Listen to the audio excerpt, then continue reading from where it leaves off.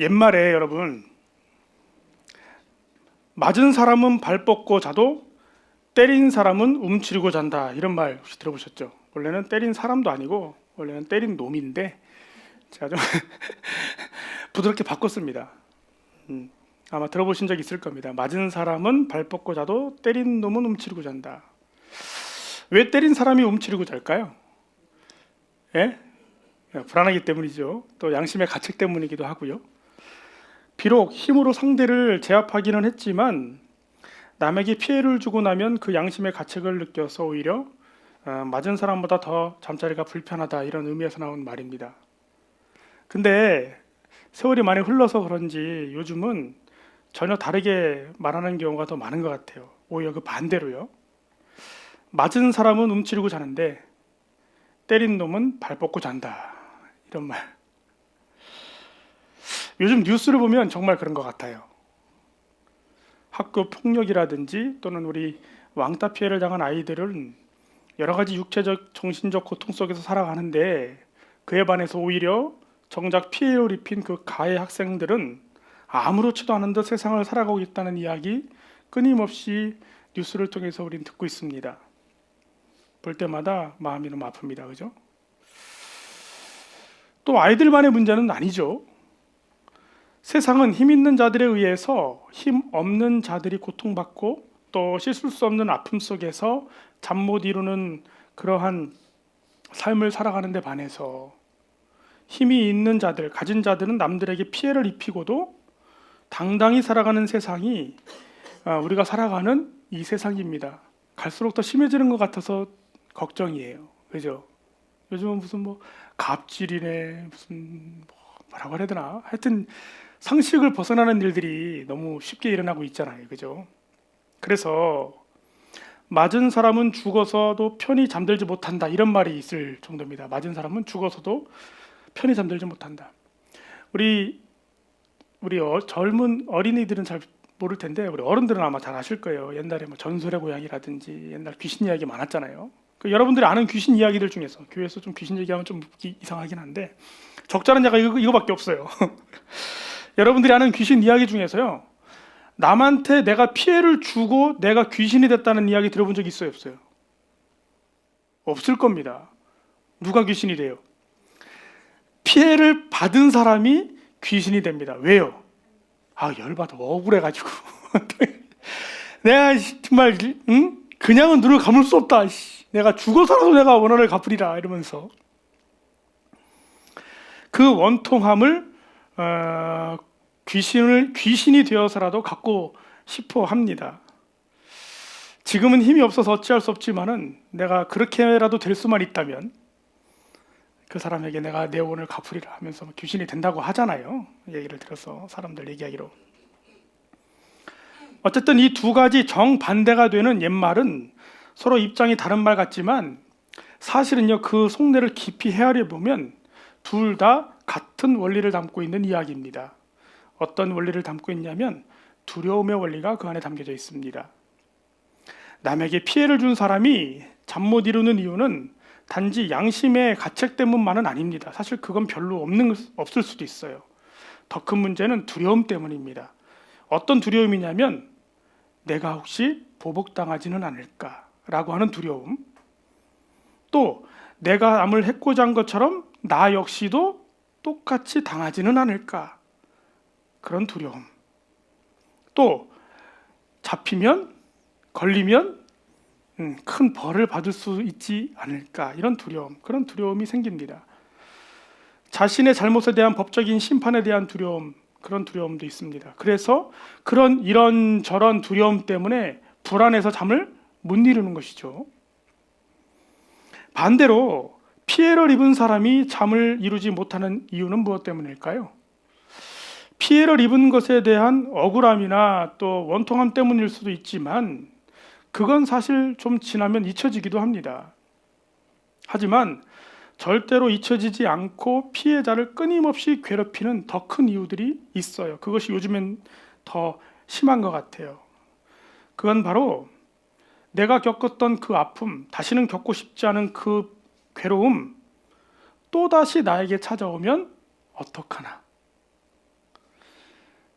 전문 용어로 외상 후 스트레스 장애라든지, 한번 큰 어떤 외상, 다치거나 어려움 겪으면 또 그럴까봐, 운전하다가 큰 사고 나면 또 그럴까봐 운전대도 못 잡는 뭐 이런 것처럼요. 또는 트라우마라는 말을 사용하기도 하죠.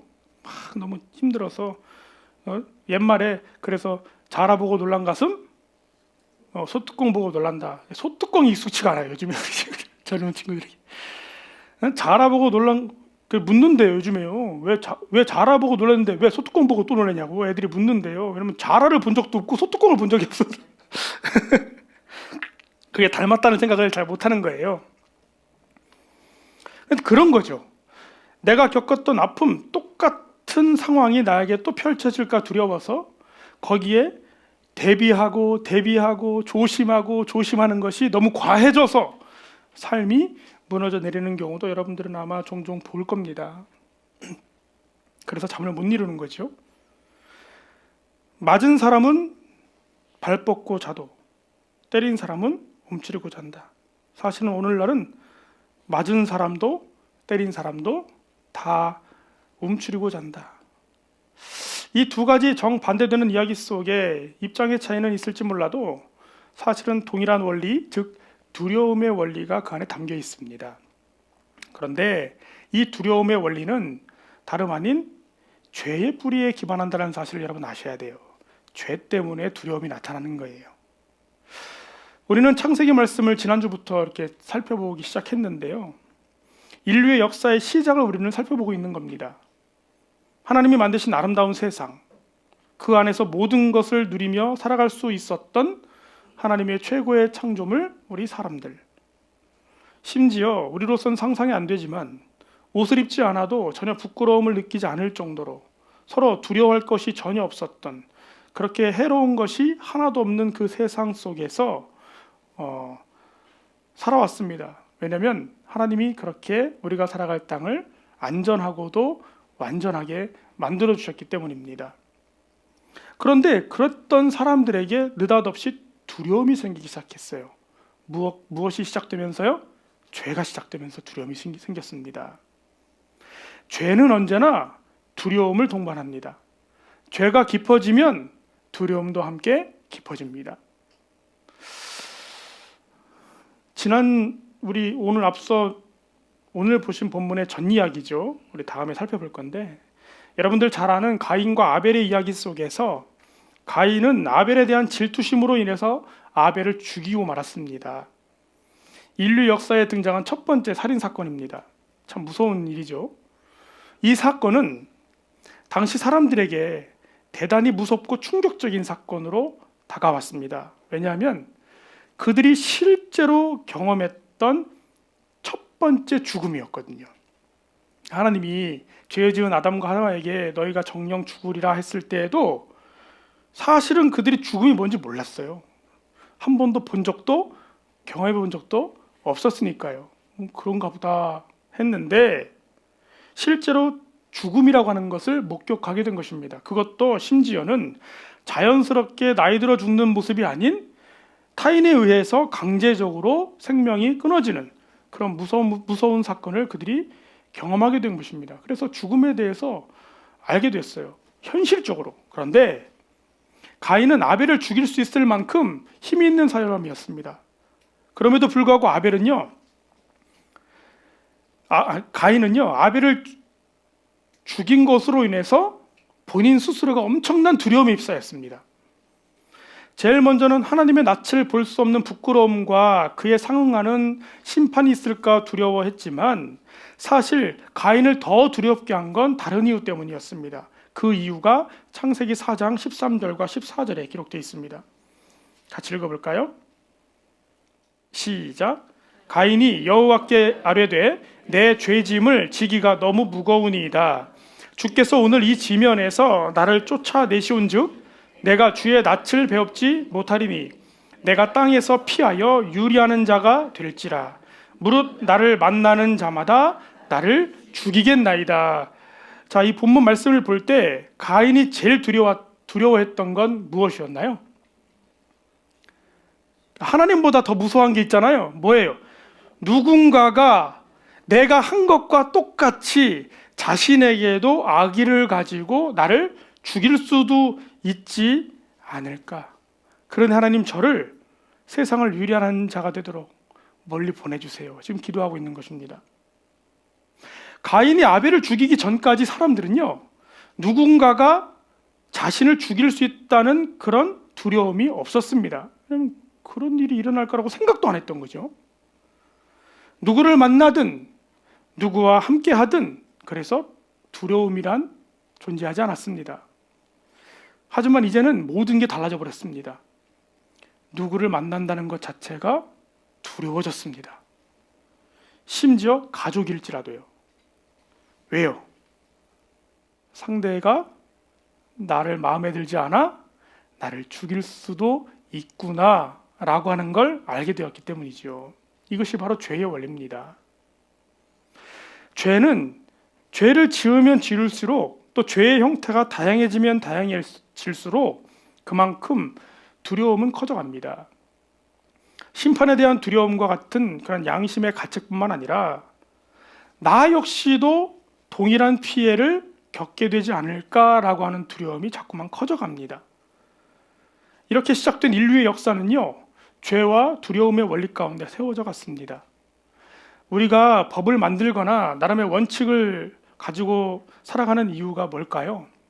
그건 우리 인간이라고 하는 존재가 다른 동물들에 비해서 유난히도 선하거나 어떤 규칙을 좋아하기 때문일까요? 정말 똑똑해서 그럴까요? 사실은 그렇지 않습니다. 두려워서 그런 것입니다. 죄에 대한 두려움 때문입니다. 죄로 인해서 피해를 입을지도 모른다는 그 두려움은 사실 세상을 살아갈 수 없을 만큼 무서운 것입니다. 그래서 요즘에 유튜브들 보면 좀 자주 등장하는 주제 중에 하나인데, 외국인들이 우리나라 와가지고 놀랜다 그러잖아요. 그 놀래는 점들이 공통적인 점이 몇 가지 있어요. 그 중에 대표적인 게 뭐냐면, 사람들이 물건을 이렇게 그 카페나 이런 데다 두고, 뭐 노트북이나 핸드폰 같은 거 고가의 물건인데 그런 걸 두고도 편안하게 화장실을 다녀온다는 거예요. 외국인들이 보면 깜짝 놀란대요. 왜 그래요? 걔네들이 깜짝 놀란 이유가 뭐예요? 본인들 경험으로는 그렇게 되면 어디가 없어져요? 어떻게 돼요? 누가 훔쳐가잖아요. 그 순간 훔쳐가잖아요. 호주머니 들은 것도 훔쳐갈 판인데. 근데 우리나라에서 다른 건 다 안 훔쳐가는데 뭐만 훔쳐가요? 그거 왜 그러는 겁니까 도대체? 제가 자전거 타는데 자전거 타고 걷다 세워놓을 때마다 불안해 죽겠어. 다른 건 걱정 안 하는데 못 갖고 가면요, 바퀴만이라도 빼가고. 왜 그런지 모르겠어요. 가끔 보면요, 자전거 주차장 가보면요, 안장만 빼간 자전거도 있어요. 왜 그러는지 모르겠어요. 뭔가 우리 민족 가운데 자전거에 대한 깊은 애착이 있네요. 그런데 외국인들이 우리나라 와서 놀랜다는 거예요. 그런 거 보면 밤에 늦은 시간에 사람들이 돌아다니는 거 보면 놀랜다는 거예요. 우리는 자연스럽잖아요. 그러니까 왜 놀래냐면 그들에게는 두려움이 있거든요. 누군가가 내 물건을 쉽게 훔쳐간다는 두려움, 밤에 어두울 때 혼자 다니면 총 맞을 수도 있다는 두려움, 그런 두려움이 있는 것입니다. 그러니까 약속하는 거예요. 무슨 일이 있어도 사람을 해쳐서는 안 된다. 이런 약속이 없으면 어떨까요? 정말 이런 삶을 무법지대라고 하는 거예요. 무법지대. 얼마나 두렵습니까? 사람을 죽이는 게 법적으로 금지가 안 돼 있어요. 만약에. 그러면 얼마나 무섭습니까? 여차하면 죽을 수 있는 거 아니에요? 생활 자체가 불가능해지는 것입니다. 남의 것을 빼앗거나 훔쳐가서는 안 된다, 남에게 거짓말해서는 안 된다 등등, 우리가 알고 있는 그 수많은 규칙들, 서로에게 악의를 가지고 해를 끼칠 수 있는 그 죄악들을 해서는 안 된다라는 규정을 만들어 놓은 것입니다. 그래야 우리가 생활을 할 수 있으니까요. 두려움 없이. 두려움 때문에 살 수가 없으니까요. 그 모든 것이 가능해지는 세상 속에서는요. 그래서 법이 만들어진 것입니다. 그런데 여러분, 법을 만들어도 어때요? 법을 만들어 놓으면 또 그런데 머리가 또 특별한 사람들이 요리조리 피해서 다 나쁜 짓을 하니까 요리조리 피한 거 걸리면 그 법도 만들고 그 법에 법을 만들고 법에 법을 만드니까 나중에 어떻게 돼요? 아무것도 못 하잖아요. 요즘 선생님들한테 감사의 표시로 선물 하나 못 주잖아요. 그거 왜 그래요?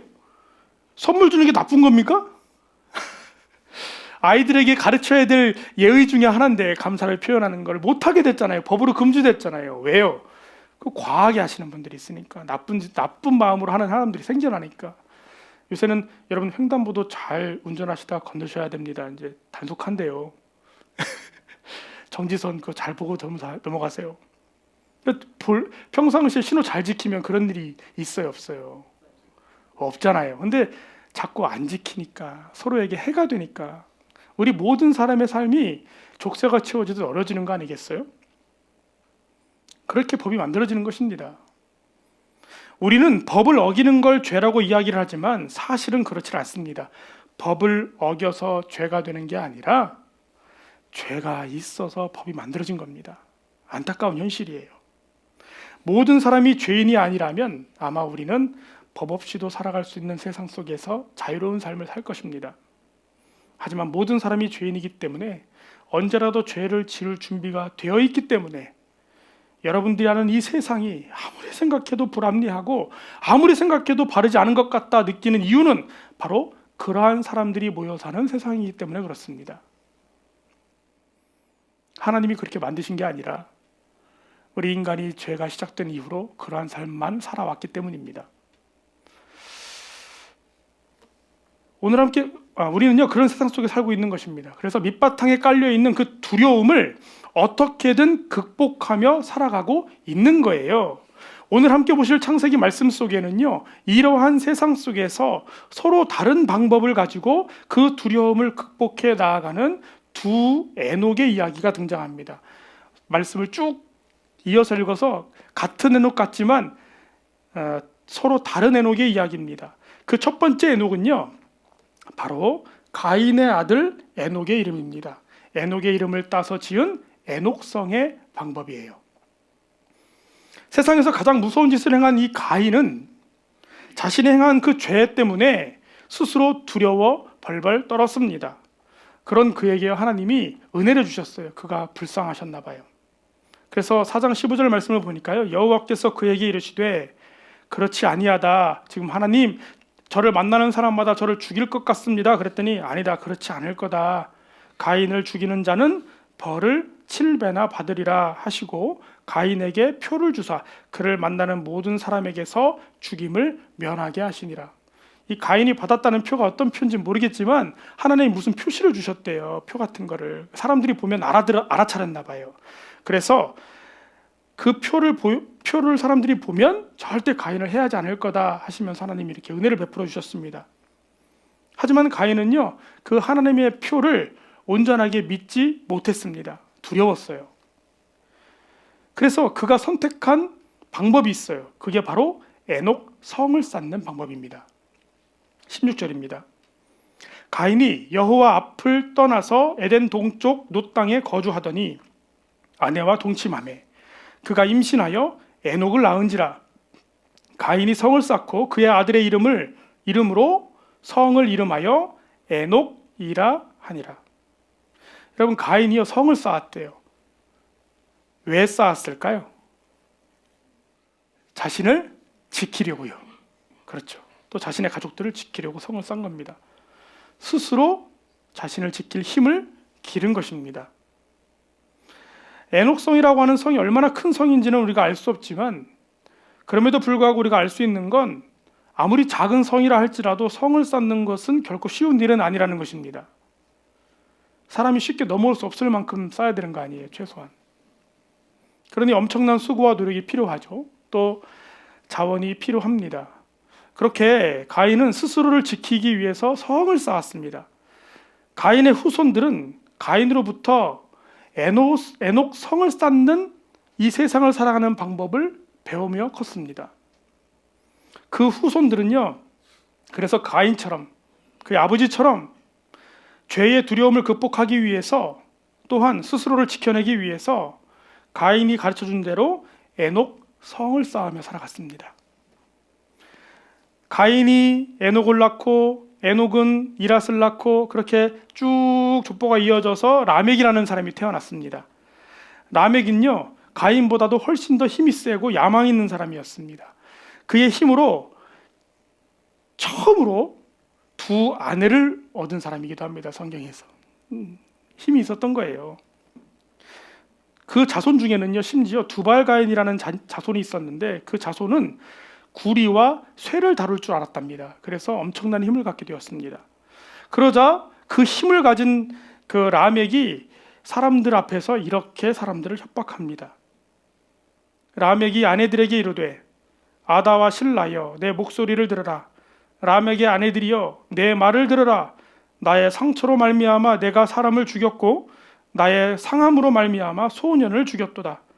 가인을 위하여는 벌이 7배일진데 라멕을 위하여서는 벌이 77배이리로다. 막 지금 협박하는 거예요. 하여튼 나 건들기만 해봐. 나는 여기 조금만 상처를 주기만 해도 바로 죽였고 애도 어른이고 상관 안 해요. 나는. 가인은 하나님이 가인을 손대면 7배 벌 주신다 그랬는데 나는 어림도 없다. 나는 몇 배다? 70. 그러니까 건들지 말라는 거예요? 건드리라는 거예요? 까불지 말라는 거죠? 엄청나게 협박하고 있는 거예요. 난 무서운 사람이야. 건들기만 해봐. 근데 누구한테 이렇게 협박하고 있어요 지금? 두 아내에게 협박을 하고 있는 것입니다. 성 밖에 적들에게 엄포를 놓는 게 아니라 지금 그 성 안에서 살고 있는 가족들에게 지금 엄포를 놓고 있는 거예요. 그가 말하는 내용을 보면요, 그가 그의 힘을 어떻게 사용하고 어떻게 사용하고 있어요? 나에게 상처를 주는 자를 죽이고 심지어 어린아이까지도 죽였다.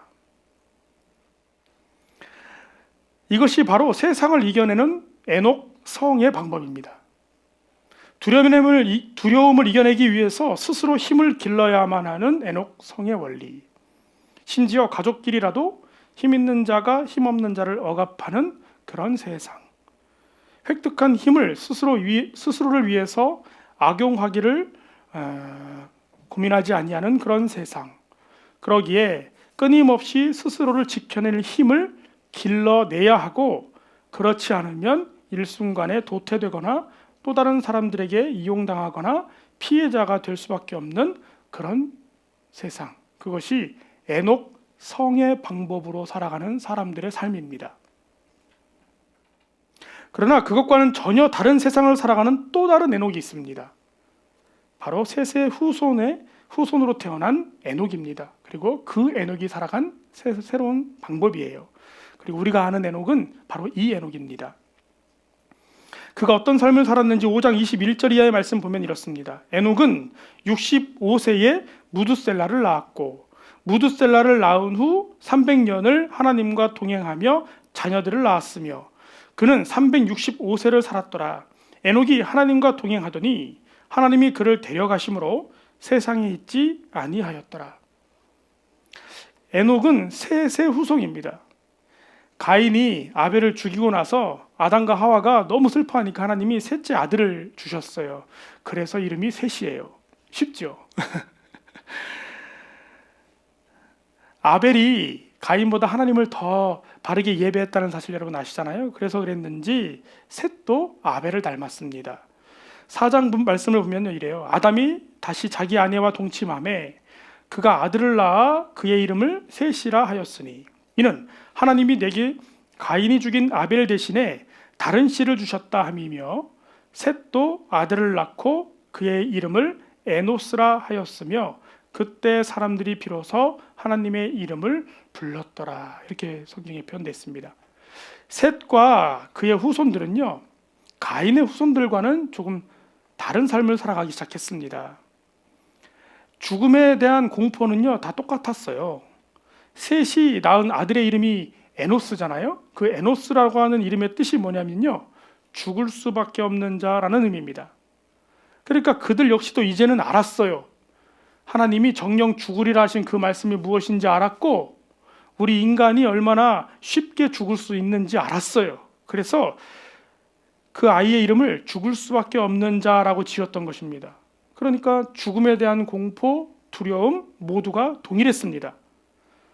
이 죄로 가득한 세상에서 살아가는 것이 그들 역시도 무서웠고 늘 두려웠습니다. 하지만 그 대처는 가인과는 달랐습니다. 그때 사람들이 여호와의 이름을 불렀더라 이렇게 기록되어 있어요. 셋과 그의 후손들은요, 그때부터 하나님을 찾고 예배하는 삶을 살기 시작한 거예요. 하나님의 이름을 불렀어요. 그러다가 에녹이 태어났습니다. 우리가 잘 아는 그 에녹이요. 성경 표현대로라면은요, 65세에 무드셀라를 낳은 후에 하나님과 동행하는 삶을 살기 시작했답니다. 간사님 에어컨 좀 틀어주세요. 그가 왜 무드셀라를 낳은 후에 하나님과 동행하는 삶을 살게 되었는지 명확히 알 수는 없지만 그가 낳은 아들의 이름에서 그 이유를 짐작해 볼 수 있습니다. 난방으로 되어 있을 수 있어요. 냉방인지 확인하세요. 산만합니다. 다시 말씀드릴게요. 그가 왜 무드셀라를 낳은 후에 하나님과 동행하는 삶을 살게 되었는지 명확히 알 수는 없지만 성경에는 그렇게 표현되어 있는데 그가 낳은 아들의 이름에서 그 이유를 짐작해 볼 수 있습니다. 무드셀라라는 이름의 의미는요, 그것을 보내겠다라는 의미입니다. 그런데 성경학자들은요, 여러 성경적 정황을 살펴볼 때 그의 이름을 이렇게 확대 해석하기도 합니다. 그가 죽을 때에 그것을 보내리라, 이렇게 해요. 그렇다면 무드셀라가 죽을 때 보낸다고 하신 건 과연 무엇이었을까, 하나님이? 그건 바로 노아의 홍수입니다. 실제로 무드셀라의 나이와 그 연대를 쭉 계산해 보면 무드셀라가 죽던 해에 홍수가 일어났습니다. 에녹은 무드셀라를 낳을 즈음에 하나님으로부터 계시를 받았던 것 같아요. 하나님이 앞으로 이 세상을 어떻게 심판하실지 말이죠. 죄로 가득한 세상을 하나님이 무섭게 심판하실 거라는 이야기를 미리 들었던 것 같습니다. 그래서 실제 에녹이 하나님께 받았다는 알 수 없는 그 계시의 내용이 어떤 것인지를 짐작할 수 있는 말씀이 실제로 유다서에 있어요. 한번 보세요. 아담의 7대손 에녹이 이 사람들에 대하여도 예언하여 이르되 보라, 주께서 그 수많은 거룩한 자와 함께 임하셨나니 이는 뭇사람을 심판하사 모든 경건하지 않은 자가 경건하지 않게 행한 모든 경건하지 않은 일과 또 경건하지 않은 죄인들이 주를 거슬러 한 모든 완악한 말로 말미암아 그들을 정죄하려 하심이라 하였느니라. 이 말씀을 들은 에녹이 두려웠던 거예요. 하나님이 경건하지 않은 행동을 한 사람들을 하나님이 심판하시겠구나. 죽음에 대한 두려움보다 더 큰 두려움은 하나님께서 이 엄청난 심판을 내리시겠구나라고 하는 두려움이었습니다. 그런 그가 선택한 방법이 뭐냐면 그때부터 이렇게 살아야겠구나. 이 나라를 위하여 어떻게 해요? 세상을 살아가는 두 번째 방법, 하나님과 동행하는 삶을 살아야 되겠구나. 그는 그의 아들의 이름에 하나님의 계시를 담았습니다. 그것을 보낼 것이다. 그리고 사람들에게 말했어요. 여러분, 하나님이 심판하실 겁니다. 정말 그걸 보내실 거예요. 모든 경건하지 않은 일과 또 경건하지 않은 죄인들을 하나님께서 심판하신답니다. 그러니 여러분, 그러지 말고 하나님과 동행하십시오. 하나님께 돌아오십시오. 그것만이 살 길입니다.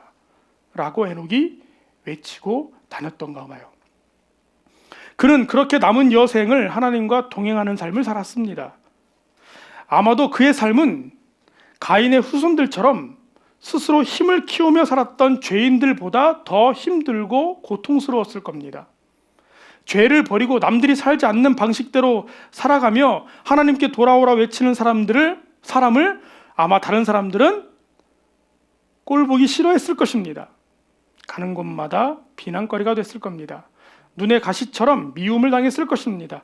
그렇게 고난을 자처하며 살아가는 그의 삶에서 에녹은 끊임없이 하나님을 놓지 않았습니다. 끝까지 하나님과 동행하는 삶을 살았다는 것입니다. 그랬더니 어떻게 됐대요? 하나님이 그를 데려가셨대요. 죽음을 경험하지 않고 데려가셨대요. 사랑하는 성도 여러분, 지금도 세상을 살아가는 서로 다른 두 가지 방법이 있습니다. 하나는 가인의 후손들과 같이 스스로 열심히 에녹 성을 쌓는 그런 삶의 방법이 있고, 또 하나는 하나님과 동행했던 에녹처럼 하나님 의지하며 살아가는 방법이 있습니다. 여러분은 둘 중에 어떤 에녹과 닮아 있으신가요? 어떤 이들은 인류의 역사를 일컬어 이렇게 표현합니다. 피해자뿐인 광기의 역사다. 지나고 보니까 다 피해자밖에 없어 보인다는 거예요. 역사학자들이 볼 때. 아무리 스스로 힘을 키우고 에녹의 성을 높이 쌓아도 그곳에는 언제나 피해자만 가득한 세상. 그것이 에녹성으로 만들어갈 수 있는 안타까운 세상입니다. 또 어떤 이들은 이렇게 말합니다. 전쟁의 승자는 없다. 오직 패자만 있을 뿐이다. 물론 승자가 있긴 있죠. 그런데 결과적으로 볼 때 너무나 참혹하여 사실 승자가 있는지 모르겠다 표현한 것입니다. 요즘 일어나는 전쟁들을 보면 알 수 있잖아요. 사랑하는 성도 여러분, 우리는 이 땅에 살며 스스로 에녹성을 지으며 살아갈 수 있습니다. 여러분, 열심히. 그러나 그건 결국 우리들에게 참된 평화를 주지 못합니다. 젊은 혈기와 능력은 언젠가 사라집니다. 많은 재물은 한때 나를 지켜주는 힘이 될 수 있을지는 모르겠습니다만은 오히려 그 재물로 인해서 큰 해를 입게 되는 일들이 세상에는 너무나 많이 있습니다. 아무리 높이 쌓아 올린 성도 흔적 없이 사라지고 강한 무기는 인류를 지켜내기보다 인류의 멸망을 앞당길 재앙의 불씨가 된 지 이미 오래입니다. 그리고 무엇보다 높이 쌓아 올린 에녹성으로 하나님의 심판을 피할 수는 없습니다. 그 높았던 바벨탑도 무너지는 것입니다. 그러니 사랑하는 성도 여러분, 우리에게 참된 평화는요 오직 하나님뿐이라는 사실을 여러분 꼭 기억하시기를 주님의 이름으로 축원합니다. 에녹처럼 하나님과 동행하는 것만이 우리에게 참된 안식이 됩니다.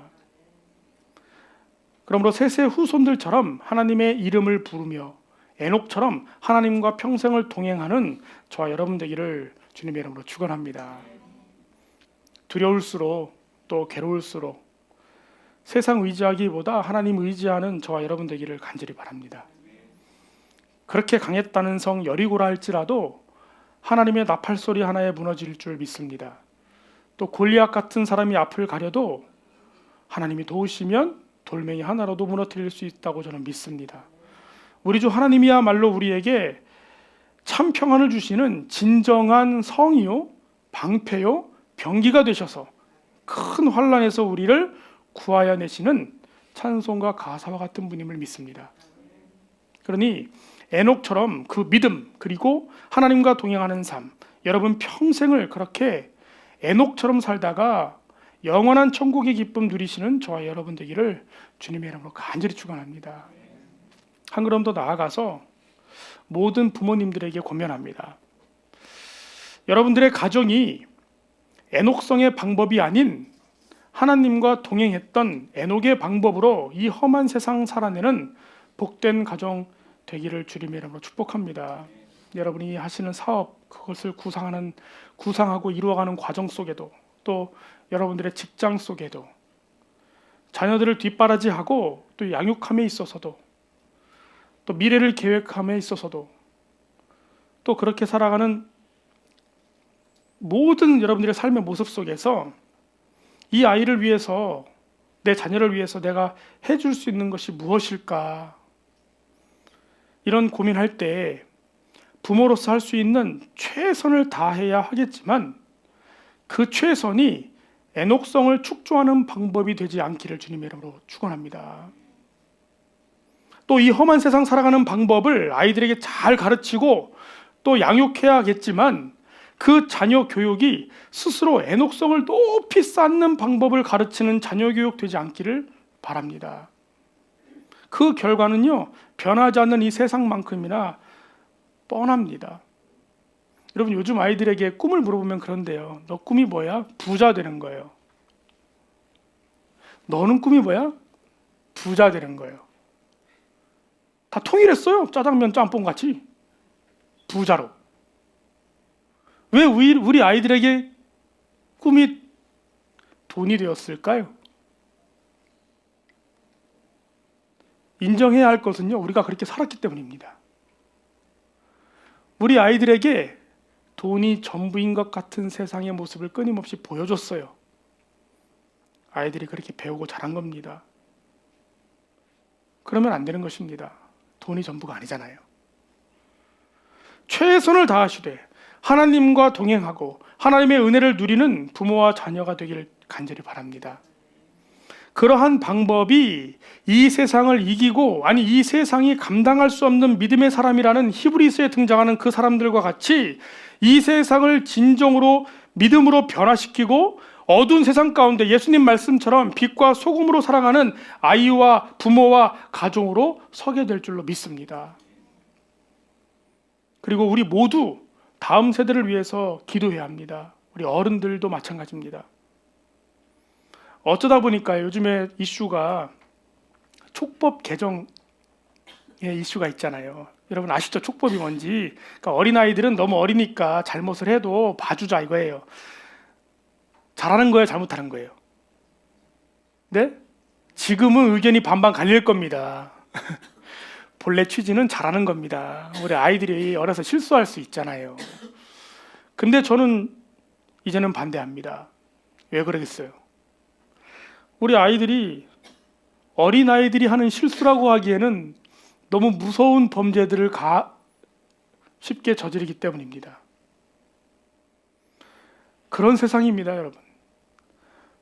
우리 어른들이 볼 때 우리 젊은 부부들, 가정들 이해가 돼요, 안 돼요? 사실은 입으로는 안 된다고 하고 싶은데 입이 떨어지질 않으시는 거예요. 이해가 안 됩니다. 세대 차이가 심한 시대를 우리가 살아가고 있습니다. 갈등이 깊은 시대를 살고 있습니다. 그래서 더 기도해야 됩니다. 더 돌봐줘야 돼요. 우리 젊은 세대들이 믿음 안에 잘 자랄 수 있도록 우리 어르신들이 헌신하고 희생해서 도와주어야 합니다. 중보 기도해야 합니다. 각 가정이 오늘 배운 하나님과 동행했던 에녹처럼 하나님과 동행하는 가정 되게 해달라고 중보하고 도와줘야 됩니다. 무조건 이해 안 된다고 탓하는 것이 아니라 이해하려고 노력해야 합니다. 젊은이들이 살아가는 세상이 우리 어른들이 살아왔던 세상과 다릅니다. 저도 옛날 세대와 비슷한데 이해가 안 될 때가 더 많은데 이해하려고 노력하는 거예요. 그래서 우리 교회가 주 안에서 한 가정으로 뭉쳤는데 이 역시도 가정인데 주님께서 이 공동체를 통해서 서로에게 힘이 되고 정말 믿음 안에 끝까지 바로 설 수 있도록 서로가 서로에게 힘이 되어줘야 합니다. 그래서 오늘 다음 세대를 위한 그런 예배를 오늘 드리기로 했잖아요. 그래서 오늘 우리 교회에 우리 주일학교 아이들, 학부모들을 좀 소개하고 그들을 위해서 격려하고 꽃다발을 제가 좀 준비했는데 무엇을 선물할까 고민하다가 그래도 5월에는 꽃이니 꽃다발을 준비했습니다. 그래서 가정별로 꽃다발도 좀 드리고 우리가 같이 기도하는 시간 가질까 하는데요.